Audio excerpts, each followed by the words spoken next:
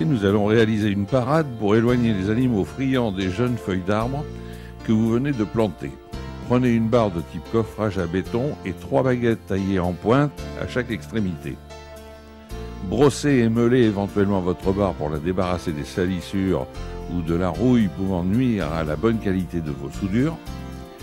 Il faudra répartir les 3 baguettes le long de la barre, connecter la pince de masse sur une partie de l'objet, amorcer l'arc électrique de préférence contre la barre, sinon la baguette se déplacera. La deuxième baguette doit être soudée perpendiculairement, caler la barre pour obtenir un bon angle. Si vous demandez à un tiers de vous aider, n'oubliez pas qu'il doit lui aussi protéger ses yeux, ses mains et ses vêtements.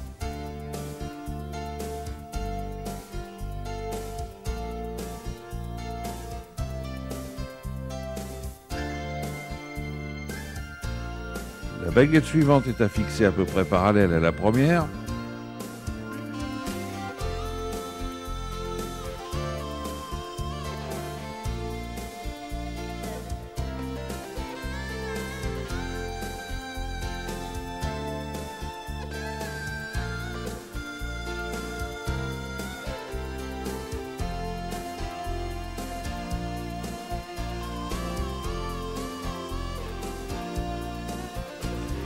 Vous n'avez plus qu'à mettre en situation. Les chevreuils ne viendront plus se nourrir de vos plantes. Lorsqu'ils se seront piqués une fois, ils auront compris la leçon.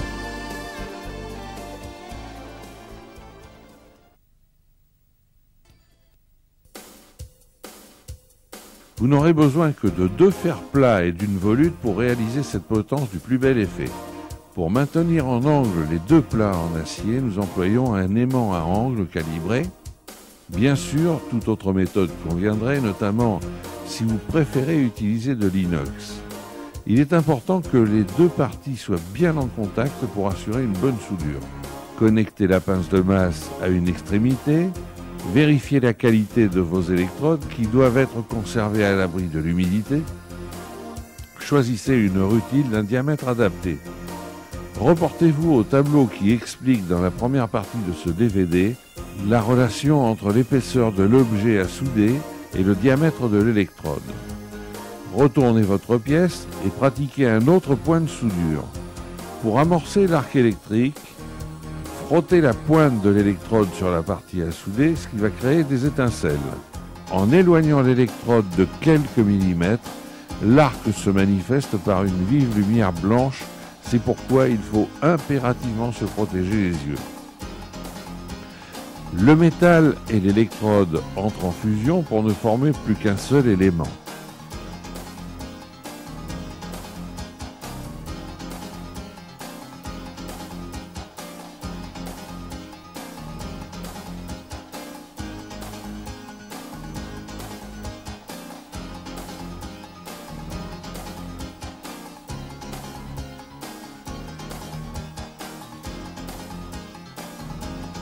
Après refroidissement, piquez la soudure au marteau et éliminez le laitier.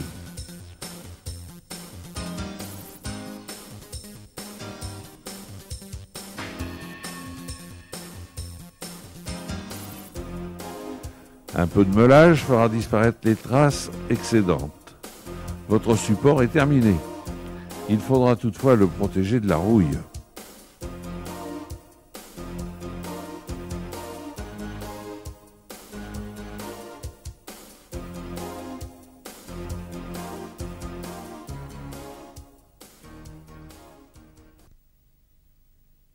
Cette chaise, oubliée dans un coin à cause de son pied dessoudé, a bien besoin d'un peu de soin.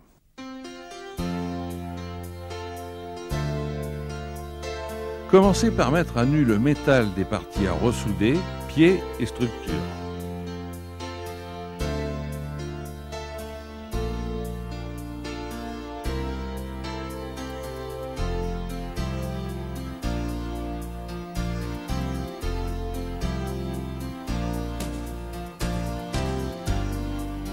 Pour maintenir en situation les 2 éléments, aidez-vous d'une pincetto, connectez la pince de masse sur l'un d'eux. Lorsque cette chaise sera reconstituée, elle subira des pressions de plusieurs kilos. Il est conseillé d'avoir recours à une électrode de type basique permettant la réalisation de soudures à forte résistance mécanique. Respectez bien la polarité demandée, car c'est celle de l'électrode qui commande. Commencez par un point de soudure sur chaque partie, l'ensemble devient solidaire et est plus facile à manipuler. Amorcez l'arc électrique. Une forte lumière blanche apparaît. Continuez à regarder à travers l'écran du masque pour protéger vos yeux. Déplacez lentement l'électrode tout en la rapprochant pour conserver la même distance entre sa pointe et le métal. C'est ce que l'on nomme la longueur d'arc. Agissez par petits cordons pour ne pas surchauffer le métal. Piquez le laitier, brossez, meulez et vérifiez la stabilité de la chaise.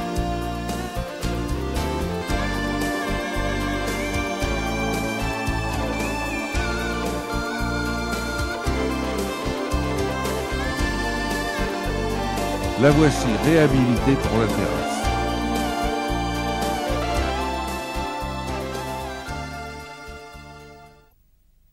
La fonte est un acier particulier dont il est difficile de deviner la qualité. Il faut agir avec délicatesse. Les parties trop endommagées de ce chenet, victimes de la corrosion et de l'usure, ont été éliminées. Le métal doit être fortement mis à nu par un meulage soigneux. Meulez aussi une partie pour y fixer la pince de masse et assurer le contact.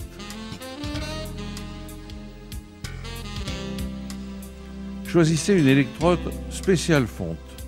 Respectez bien la polarité demandée, c'est celle de l'électrode qui commande. Amorcez l'arc électrique par un court contact de l'électrode contre le métal, reculez-la de quelques millimètres et réalisez des cordons courts pour éviter une montée en température trop élevée, provoquant un trop rapide du cordon et la formation de fissures. Sans attendre le refroidissement du métal en fusion, tapotez avec un marteau sur le cordon pour l'étirer et éviter son retrait. Continuez par des séquences de cordons courts et de tapotements continus.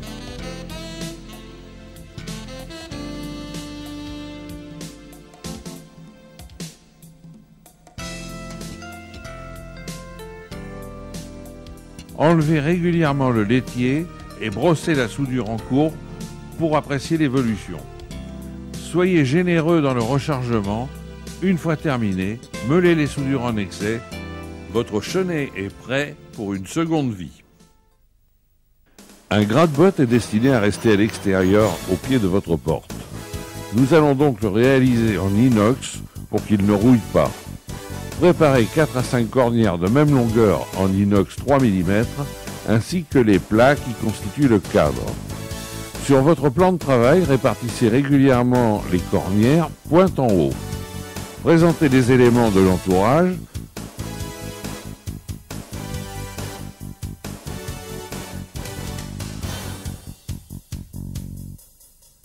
Pour positionner l'ensemble, aidez-vous de cales. Connectez la pince de masse à un élément métallique du montage. Choisissez une électrode pour l'inox de diamètre adapté à votre travail. Dans notre cas, diamètre 2,5. Respectez bien la polarité demandée, c'est celle de l'électrode qui commande. Il est inutile de réaliser de longs cordons de soudure, un seul point généreux par arête est suffisant. Les étincelles produites par l'arc électrique sont vives et le laitier provoque des projections. N'oubliez pas de bien vous protéger. Une fois terminé, il est temps de tester son efficacité. Attention, l'augmentation de la température pendant les soudures ont rendu votre gratte-botte très chaud. Manipulez toujours vos réalisations avec des gants de protection.